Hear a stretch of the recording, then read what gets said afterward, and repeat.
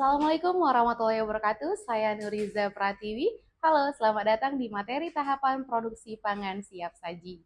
Pada materi kali ini kita akan mempelajari setiap tahapan produksi mulai dari persiapan hingga penyajian dengan tetap menerapkan prinsip keamanan pangan agar produk yang dihasilkan aman dan layak dikonsumsi. Baik, di materi ini kita akan bahas beberapa tahapan atau submateri.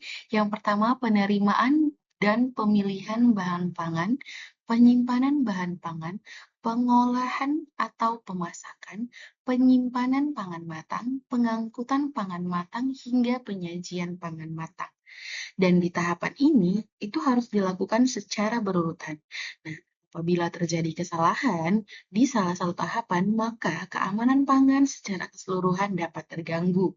Oleh karena itu, penting bagi penjamah pangan untuk memahami alur ini secara menyeluruh, mulai dari penerimaan hingga penyajian pangan mentah. Baik, kita masuk ke tahapan pertama, yaitu penerimaan bahan pangan. Pada tahapan ini, penjama pangan harus memastikan bahwa bahan yang diterima itu masih layak digunakan, tidak rusak, dan sesuai dengan persyaratan. Untuk penerimaan dan pemilihan bahan pangan, ada beberapa hal yang harus diperhatikan. Yang pertama, kendaraan untuk mengangkut bahan pangan harus dipastikan dalam kondisi bersih, bebas vektor dan binatang pembawa penyakit, serta tidak digunakan untuk selain bahan pangan. Kemudian penerimaan bahan pangan dilakukan pada area yang bersih dan harus dipastikan tidak terjadi kontaminasi. Yang ketiga, bahan pangan saat diterima harus berada pada wadah dan suhu yang sesuai dengan jenis pangan tersebut. Dan bahan pangan segar berasal dari sumber yang jelas atau dapat dipercaya baik mutunya, utuh, dan tidak rusak. Kemudian bahan pangan yang terkemas harus mempunyai label, ada izin edar, dan tidak kadaluarsa. Pangan yang dalam kemasan kaleng tidak menggelembung, bocor, penyok, dan berkarat. Kemudian makanan sisa yang tidak habis terjual tidak boleh dibuat menjadi makanan baru kembali. Selanjutnya, bahan pangan yang tidak langsung digunakan maka harus diberikan label tanggal penerimaan dan juga disimpan sesuai dengan jenis pangan dan suhu yang sesuai. Juga bahan baku es batu adalah air dengan kualitas air minum. Maka penjamah pangan perlu menanyakan hasil analisis kualitas air tersebut kepada pemasok. Koordinasi dengan pengelola jika pemasok tidak dapat memberikan hasil dari analisis kualitas air tersebut. Dan juga waspada pada bau aneh yang tidak normal pada pangan yang kita terima. Biasanya, bau yang tidak normal dapat mengindikasikan proses pembusukan yang sedang terjadi. Sebaiknya pangan seperti ini langsung kita tolak saja, jangan diterima. Kemudian untuk harus mengisi dokumentasi penerimaan bahan pangan dengan jelas dan lengkap. Khusus penjama pangan yang bekerja di jasa boga golongan B dan C, jika membutuhkan transit time pada bahan baku pangan, maka pastikan bahan baku yang memerlukan pengendalian suhu seperti suhu sealer dan freezer itu tidak rusak. Karena jika bahan yang seharusnya dingin tapi kita terima dalam kondisi suhu ruang, itu bisa beresiko mengalami kerusakan dan pertumbuhan bakteri. Selanjutnya, penyimpanan bahan pangan. Nah, untuk penyimpanan bahan pangan yang baik itu dilakukan secara higienis sesuai dengan suhunya dan aman agar kualitas pangan tersebut tetap terjaga dan tidak terkontaminasi. Ada beberapa hal yang harus kita perhatikan. Setiap barang yang diterima harus diperiksa sebelum layak disimpan. Kemudian penjama pangan harus mencatat bahan baku yang disimpan dalam catatan atau buku stok atau kartu stok bahan yang berisi minimal ada nama produk, bahan, tanggal pembelian, supplier bahan baku, nama petugas, dan juga tempat penyimpanan. Juga harus menerapkan prinsip FIFO, yaitu yang disimpan lebih dahulu digunakan dahulu, dan FIFO, yaitu yang memiliki masa kadaluarsa lebih pendek lebih dahulu digunakan. Dengan kata lain, bahan pangan harus dikelola dengan urutan yang tepat nih, sehingga bahan yang lebih lama disimpan atau lebih cepat habis masa simpannya digunakan terlebih dahulu. Cara ini bisa membantu mencegah penumpukan bahan lama dan mengurangi resiko kadaluarsa dan menjaga kualitas serta keamanan pangan. Dan juga pastikan label pangan kemasan tidak rusak sehingga dapat diidentifikasi dengan baik nantinya. Kemudian, bahan pangan yang langsung habis persyaratan ini bisa diabaikan. Penyimpanan produk matang terpisah dari bahan mentah untuk meminimalkan kontaminasi silang. Kemudian bahan pangan kering dapat disimpan pada suhu ruang maksimal 25 derajat Celcius agar tidak cepat rusak. Dan juga untuk bahan olahan, penjama pangan juga perlu memperhatikan secara detail saran suhu penyimpanan yang direkomendasikan oleh produsen pangan olahan tersebut untuk memastikan cara penyimpanan sudah tepat dan agar kualitas dan keamanannya tetap terjaga. Nah, pada slide ini kita bisa lihat ada contoh label rekomendasi suhu penyimpanan pada produk bakso yang disajikan langsung oleh produsennya di label yang dapat dibaca oleh penjama pangan. Adanya saran penyajian dan juga cara penyimpanannya bagaimana. Selanjutnya, bahan pangan beku seperti daging, ayam, sapi, bebek, dan lainnya, juga jeroan, ikan, atau makanan laut, bisa disimpan pada suhu kurang dari minus 18 derajat Celcius jika tidak langsung digunakan. Karena di suhu tersebut bisa menghentikan pertumbuhan mikroba, menjaga kualitas, dan juga gizi dari bahan beku tersebut. Namun, jika langsung digunakan, bahan pangan tersebut dapat disimpan di suhu kurang dari 4 derajat Celcius, karena pada suhu tersebut bisa memperlambat pertumbuhan mikroba dan menjaga kesegaran bahan yang akan segera digunakan. Tapi, jika bahan-bahan ini disimpan pada suhu ruang, maka pastikan maksimal waktu simpannya itu adalah 2 jam. Nah, pada slide ini kita akan tahu bagaimana cara penyimpanan telur yang baik.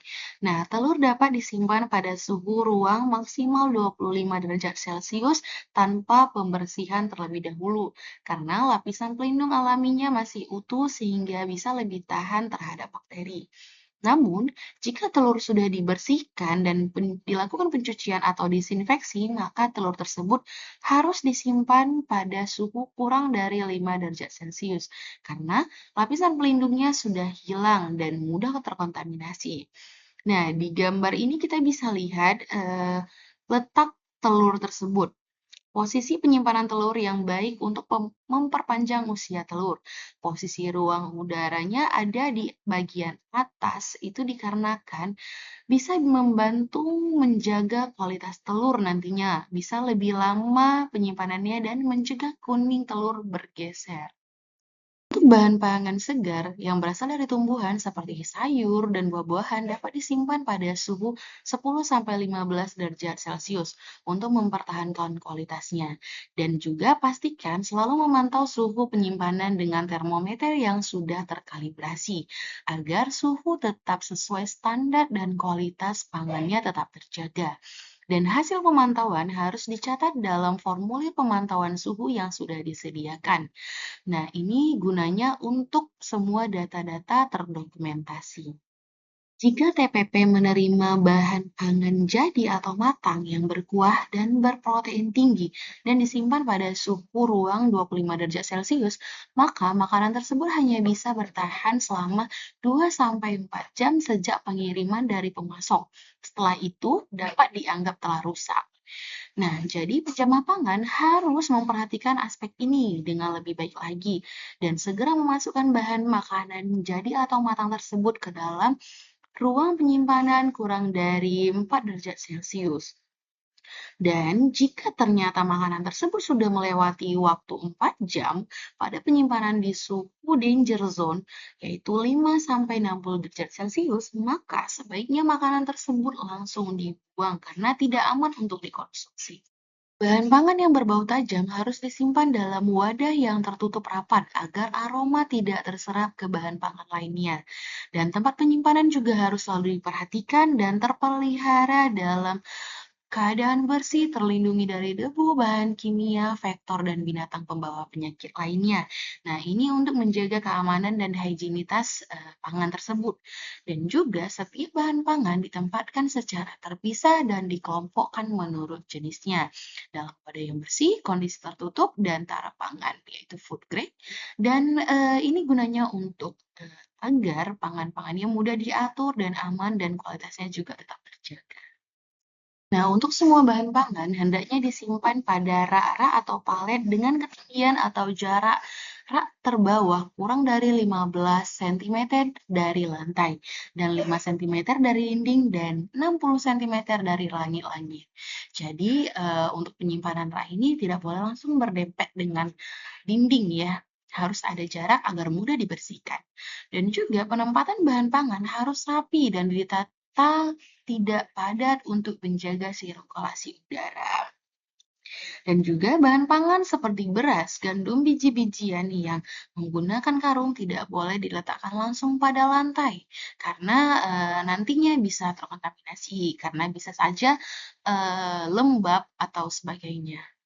Nah, ini juga penting nih Bapak Ibu, pastikan label kemasan masih dapat dibaca dengan jelas. Dan untuk bahan pangan yang sudah rusak kemasannya, harus dipastikan terlebih dahulu nih, kondisi pangan yang di dalamnya masih dalam kondisi baik atau tidak. Dan jika perlu, lakukan pemindahan pangan tersebut ke kemasan yang baru dan bersih. Dan jangan lupa memberikan label pada kemasan yang baru untuk memudahkan dalam identifikasi pangan nanti. Nah, untuk materi selanjutnya yaitu pengolahan dan pemasakan. Nah, dengan kata lain, mengubah bahan mentah jadi makanan siap saji, aman, dan lezat, serta pastinya sesuai dengan standar. Nah, sama juga nih seperti materi sebelumnya Bapak Ibu, ada beberapa hal yang harus kita perhatikan dalam pengelolaan dan pemasakan ini. Yang pertama, pastikan penjama pangan menerapkan pembersihan dan sanitasi peralatan. Nah, itu gunanya agar untuk aman digunakan dan bebas terkontaminasi. Dan juga sebelum melakukan pengolahan atau pemasakan, pengelola memastikan penjama pangan menerapkan hygiene perorangan. Nah, ini sudah ada di pembahasan sebelumnya. Gunanya untuk mencegah masuknya kuman ke makanan. Dan pastikan juga bersihkan terlebih dahulu bahan pangan yang akan digunakan dan dicuci dengan air yang mengalir sebelum dimasak. Nah, ini gunanya agar makanan yang kita masak itu bersih dari kotoran dan mikroba. Nah, untuk buah dan sayuran segar yang langsung dikonsumsi harus dicuci terlebih dahulu menggunakan air yang berstandar kualitas air minum. Nah, ini untuk memastikan bahan aman dikonsumsi secara langsung ya. Dan peracikan bahan, persiapan bumbu, persiapan pengolahan, dan prioritas dalam memasak harus dilakukan sesuai dengan tahapan dan higienis. Nah, ini untuk menjaga dan kualitas pangannya tetap aman. Nah, untuk bahan pangan beku sebelum digunakan harus dilunakkan terlebih dahulu sampai bagian tengahnya lunak.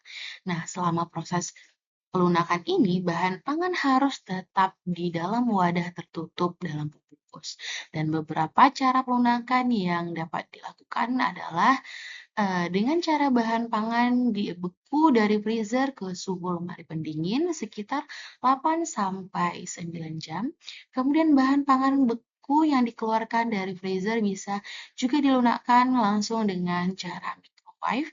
Dan yang ketiga, bahan pangan beku ditawing atau dilunakkan dengan air mengalir. Nah, penjama pangan jangan melakukan pengolahan pangan di luar area bangunan yang tidak memiliki pelindung karena bisa saja terjadi kontaminasi dari debu, binatang, dan lainnya. Dan pangan dimasak secara matang dan sempurna untuk memastikan mikrobanya sudah terbunuh. Dan juga pastikan untuk pengaturan suhu dan waktu pemasakan perlu perlu dan sangat perlu diperhatikan karena setiap bahan pangan memiliki waktu kematangan yang berbeda untuk hasil yang optimal. Dan pada saat mencicipi pangan, penjama pangan harus menggunakan peralatan ya, contohnya sendok. Dan penggunaan bahan tambahan pangan atau BTP harus sesuai dengan ketentuan peraturan perundang-undangan yang berlaku, di mana hal tersebut sudah diatur di Peraturan Badan Pengawasan Obat dan Makanan Nomor 11 Tahun 2019 tentang bahan tambahan pangan atau Perkab BPOM Nomor 11 Tahun 2019 yang mengatur jenis-jenis BTP dan ketentuan penggunaannya dalam olahan pangan. Nah, pangan matang yang sudah dilakukan pemorsian harus disegera ditutup dan agar tidak terkontaminasi. Dan juga pangan yang matang tidak disimpan dalam kondisi terbuka di luar bangunan pangan. Dan pemanasan ulang harus dilakukan sesempurna mungkin. Oke, kita mau masuk ke submateri selanjutnya yaitu penyimpanan pangan matang.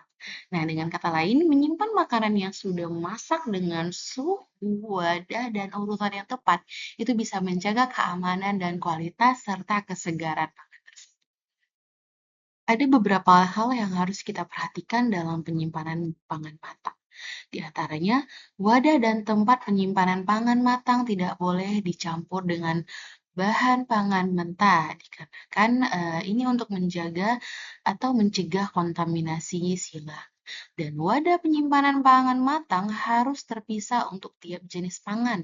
Nah, ini gunanya untuk menjaga atau tetap menjaga higienitas dan kualitas tiap jenis makanan tersebut.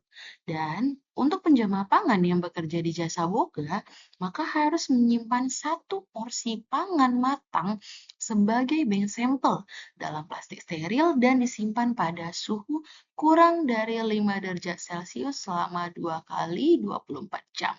Nah, ini gunanya biasanya untuk pengawasan keamanan pangan jika diperlukan. Selanjutnya, pangan matang beku yang sudah dilunakkan tidak boleh dibekukan kembali. Itu untuk mencegah pertumbuhan mikroba dan kerusakan kualitas pangan tersebut. Dan untuk buah potong, salad, dan sejenisnya itu disimpan dalam suhu yang aman, yaitu kurang dari 5 derajat Celcius di dalam lemari pendingin. Atau bisa di wadah yang bersuhu dingin atau cool box. Nah, ini untuk menjaga buah potong, salad, dan sejenisnya itu tetap segar ya. Kemudian untuk pangan olahan siap saji yang berkuah disimpan dalam kondisi panas dengan suhu di atas 60 derajat Celcius atau ada wadah dengan pemanasnya ya. Ini untuk mempertahankan keamanan pangannya dan mencegah bakteri berkembang di dalamnya. Dan untuk pangan matang disimpan sedemikian rupa pada tempat tertutup yang tidak memungkinkan terjadi kontak dengan vektor dan binatang pembawa penyakit lainnya. Selanjutnya, pangan harus didinginkan secepat dan seefektif mungkin untuk mencegah bakteri dan kuman patogen tumbuh di dalamnya. Dan suhu inti produk harus diturunkan sampai 10 derajat Celcius dalam waktu 2 jam. Setelah tahapan ini, produk harus disimpan segera di suhu kurang dari 4 derajat Celcius. Nah, ini gunanya untuk mencegah bakteri berkembang ya, kemudian juga untuk menjaga keamanan kesegaran dari mutu produk tersebut. Oke, baik. Kita akan masuk ke submateri selanjutnya, yaitu pengangkutan pangan matang. Nah, di sini kita akan belajar terkait bagaimana memindahkan makanan yang sudah dimasak dengan suhu wadah dan cara yang aman supaya tidak rusak dan tetap higienis sampai tujuan. Nah, ini poin-poin yang harus kita perhatikan. Alat pengangkut yang digunakan harus bebas dari sumber kontaminasi, vektor, debu, dan binatang pembawa penyakit serta bahan kimia. Juga, alat pengangkut secara berkala dilakukan proses sanitasi, terutama bagian dalam yang berhubungan dengan wadah atau kemasan pangan matang. Dan kendaraan pengangkut pangan matang harus disediakan secara khusus ya, khusus untuk mengangkat bahan pangan matang saja. Dan pengisian pangan matang pada alat pengangkut tidak boleh sampai penuh, agar masih tersedia ruang untuk sirkulasi udara. Nah, selama proses pengangkutan, pangan harus dilindungi dari debu dan jenis kontaminasi lainnya. Nah, untuk suhu, itu harus dijaga tetap panas selama pengangkutan. Nah, suhu yang direkomendasikan adalah 60 derajat Celcius atau bisa lebih. Dan suhu untuk pangan matang yang memerlukan pendinginan harus dipertahankan pada suhu 4 derajat Celcius atau kurang. Nah, untuk kendaraan dan wadah untuk mengangkut pangan matang dan beku dipertahankan di suhu minus 12 derajat Celcius atau di bawahnya. Selama pengangkutan, harus dilakukan tindakan pengendalian agar keamanan pangan tetap terjaga. Misalnya, waktu pemindahan antara alat transportasi truk atau mobil bersama dengan fasilitas penyimpanan lainnya, sebaiknya itu dilakukan kurang dari 20 menit jika tidak ada metode untuk mengontrol suhu di dalamnya. Dan penjama pangan harus mendokumentasikan jadwal pengangkutan pangan matang dan kondisi pada saat keberangkatan mode tersebut. Nah, ini juga sangat penting nih Bapak Ibu. Jika pangan dibeli secara online oleh konsumen, maka penjama pangan harus memperhatikan beberapa hal ya. Nah, yang pertama harus mengemas pangan secara aman agar tidak terjadi kontaminasi. Yang kedua, harus mengingatkan kepada kurir pembawa pesanan untuk membawa pangan dengan aman supaya tidak tumpah dan terjadi kontaminasi silang nantinya. Oke, kita lanjutkan untuk submateri berikutnya yaitu penyajian pangan matang. Nah, di sini kita akan belajar bagaimana cara menyajikan makanan yang sudah dimasak dengan higienis, aman dari kontaminasi, dan pada suhu yang tepat. Nah, sama seperti sebelumnya nih Bapak Ibu, di penyajian pangan matang itu juga ada beberapa hal yang harus dan wajib kita perhatikan. Nah, untuk yang pertama itu penyajian pangan matang harus bersih dan terhindar dari pencemaran. Harus dalam wadah tertutup dan tara pangan, food grade. Kemudian, pangan matang yang mudah rusak dan disimpan pada suhu ruang dan harus sudah dikonsumsi 4 jam setelah matang. Jika masih akan dikonsumsi, harus dilakukan pemanasan ulang. Dan pangan matang yang disajikan dalam keadaan panas itu ditempatkan pada fasilitas penghangat pangan di suhu 60 derajat Celcius. Nah, dengan kata lain, penyajian pangan itu harus dilakukan dengan bersih dan menggunakan wadah bertutup food grade dan menjaga suhu pangan sesuai dengan jenisnya serta memastikan pangan yang mudah rusak dikonsumsi lebih cepat dan atau dipanaskan ulang ketika akan dikonsumsi kembali untuk menjaga keamanan pangan tersebut. Nah, sama seperti sebelumnya nih Bapak Ibu, di penyajian pangan matang itu juga ada beberapa hal yang harus dan wajib kita perhatikan. Nah, untuk yang pertama itu penyajian pangan matang harus bersih dan terhindar dari pencemaran. Harus dalam wadah tertutup dan tara pangan, food grade. Kemudian, pangan matang yang mudah rusak dan disimpan pada suhu ruang dan harus sudah dikonsumsi 4 jam setelah matang. Jika masih akan dikonsumsi, harus dilakukan pemanasan ulang.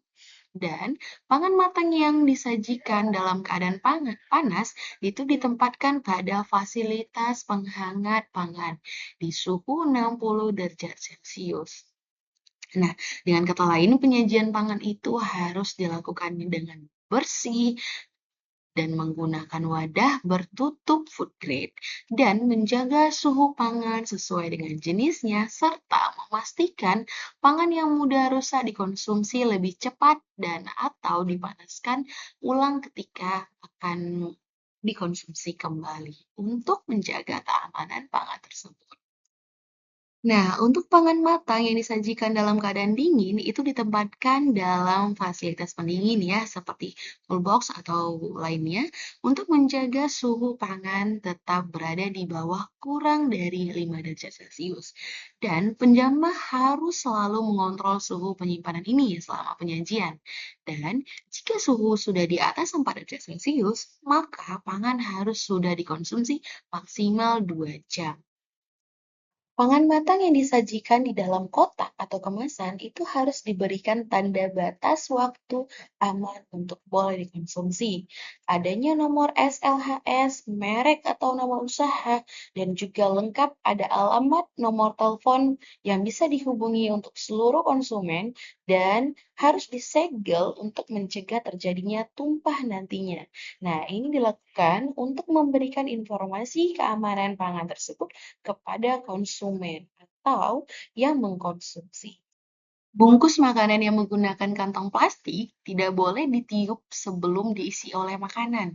Nah, ini untuk mencegah kontaminasi dari udara atau mulut.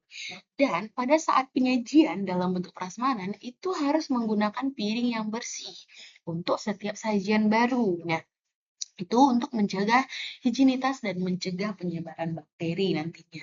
Kemudian, piring yang masih ada sisa pangan itu tidak boleh digunakan untuk sajian baru.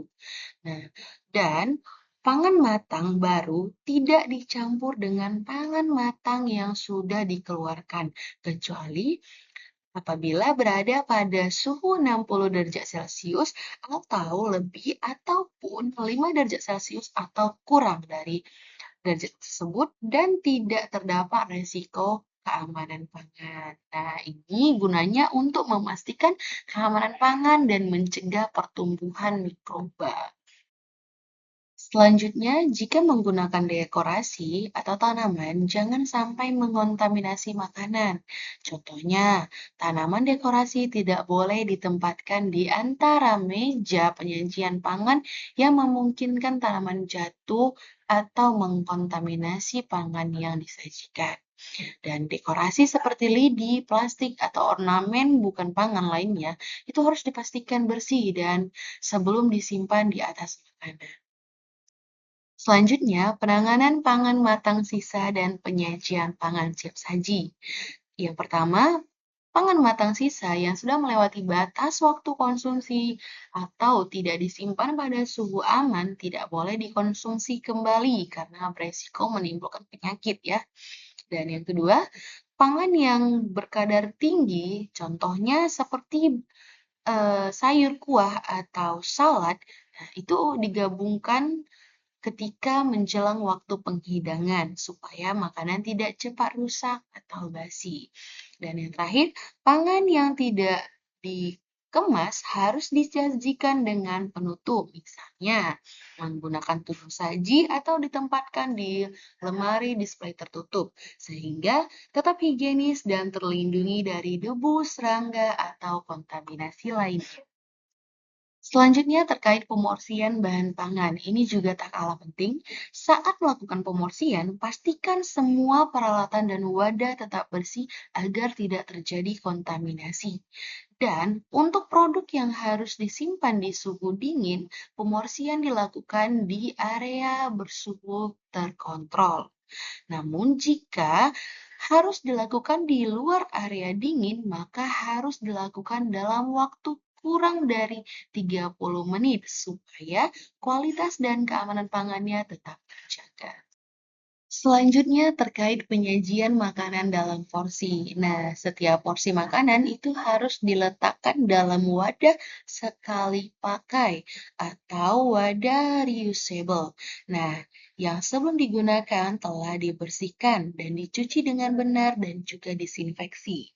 Selain itu, makanan yang disajikan dalam bentuk porsi-porsi itu juga harus ditutup dengan penutup yang sudah sesuai dan food grade. Nah, sehingga tetap higienis dan aman untuk dikonsumsi semua. Kesimpulan dari materi ini yaitu produksi pangan siap saji harus dilakukan secara bersih, aman, dan sesuai tahapan. Mulai dari penerimaan bahan hingga penyajian, agar mutu dan keamanan pangan tetap terjaga. Dengan menerapkan praktik yang benar, kita turut melindungi kesehatan konsumen dan meningkatkan kepercayaan terhadap pangan yang kita sajikan. Terima kasih atas perhatian dan partisipasi Bapak Ibu sekalian yang telah menyaksikan. Semoga bermanfaat. Wassalamualaikum warahmatullahi wabarakatuh.